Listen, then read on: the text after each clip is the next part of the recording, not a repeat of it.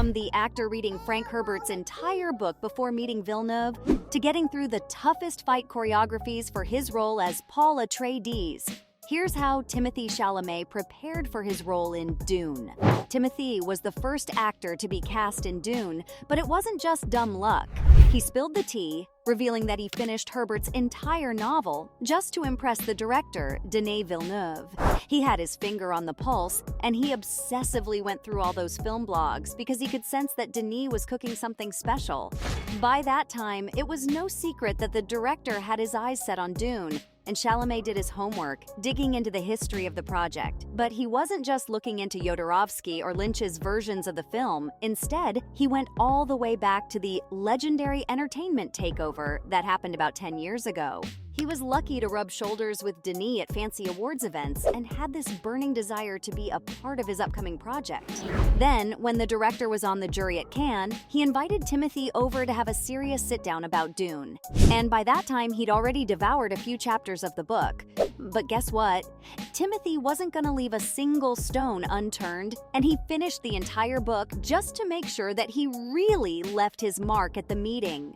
But the actor knew nothing about Dune before landing on this project. Timothee confessed that before his involvement with the film, his knowledge of Dune was close to nothing. He'd randomly seen a graphic novel years ago, while he was busy hunting down Yu-Gi-Oh cards at Midtown Comics. He was just 10 years old at the time, but clearly he had no interest in the universe of Dune as a kid, so how did it all change? Well, he admired the heck out of Villeneuve, the genius behind the camera, and after their brief encounter at the 2018 BAFTA Film Awards, Timothee couldn't help but try to get closer to him.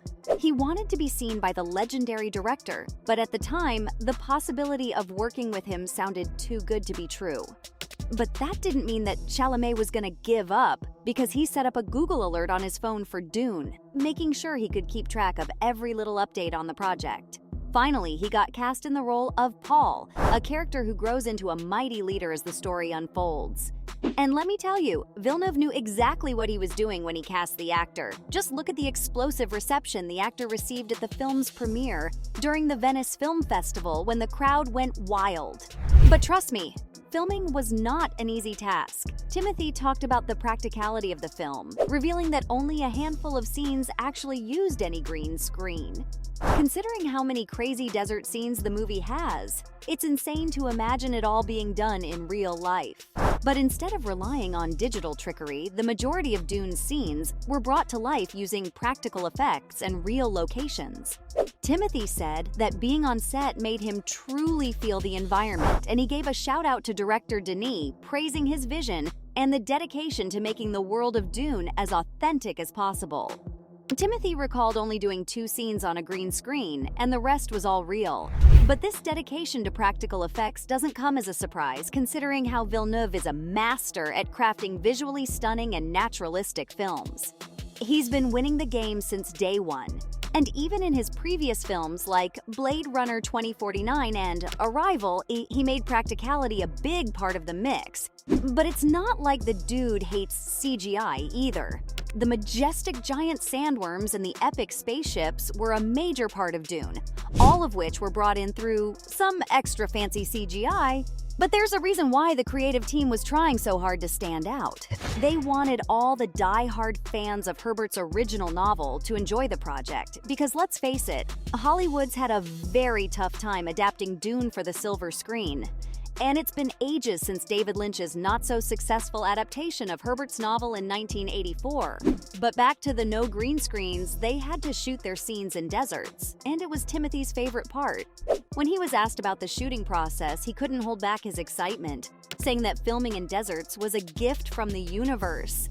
Usually, in these big-budget films, you gotta get used to reacting to a green screen. That's supposed to show you exploding mountains and crazy stuff like that, so it becomes a whole other level of imagination. Timothee had no idea how people train for that, so he was happy that he got to shoot his scenes in the desert, which was the real deal. Picture this: Timothee, in all his glory, standing in southern Jordan at the crack of dawn, and what does he see? Goliath landscapes that you wouldn't even think exist on Earth. Wadi Rum is where they shot the film, a red rock desert adorned with majestic granite and sandstone canyons. The place is no stranger to Hollywood, and you've probably seen it in hits like The Martian, Star Wars, The Rise of Skywalker, and Aladdin. But the journey didn't end there, because after Wadi Rum, the cast and crew packed their bags and headed to the desert outside Abu Dhabi, where the sweeping sands of the UAE transformed into the awe-inspiring backdrop of Arrakis. But while the locations were extraordinary, there were tons of other challenges, like shooting in the scorching summer heat. Timothy recalled stepping out of his room at 2 a.m., only to be greeted by temperatures soaring around 100 degrees Fahrenheit. In fact, while they were shooting, it sometimes reached a blistering 120 degrees Fahrenheit, and the heat waves made it almost impossible to get through the scenes. But that wasn't even the worst part. As part of the film's wardrobe, Timothy had to squeeze himself into a rubber bodysuit called a still suit. Now, you'd think that would be a recipe for disaster in that scorching desert, but Timothy found a silver lining in it. He said that it grounded him, and being in the still suit got him so exhausted that it actually helped. But don't get him wrong, he really wasn't complaining about his suit. Chalamet mentioned how actors in superhero films complain about their costumes because they lose a bit of their dignity with each new layer of their suit. But in Dune, Chalamet's experience was nothing like that because he rocked that suit. Sure, shooting in the desert was hard for the entire cast and crew, but it especially created problems for Timothy because his hair would go flying all over the place. His wild mane in Dune was a battle of its own. And it came to a point where Denis had to wrangle the eager young actor and his famously tousled hair himself. While they were out there shooting in the deserts, they occasionally got hit by a gust of wind, messing up Timothy's hairdo. But the actor took it all in stride, laughing it off and keeping the spirits high. Let's face it, the guy's got quite the charm, and his good looks certainly help him land roles. But for Dune, that really wasn't the case. He put in the work and trained for months to master the film's complex fight choreography. Sure, there were a few mishaps along the way, with him accidentally nicking his co-stars here and there, and he even admitted to hitting Josh Brolin in the crotch once. But you can't blame him, because the scenes he was training for were super high stakes. Let's take a sequence from the film, where Chalamet's character, Paul, trains with Gurney Halleck, played by Brolin. Now, Gurney is one of Paul's father's aides, and he tests his skills in swordplay.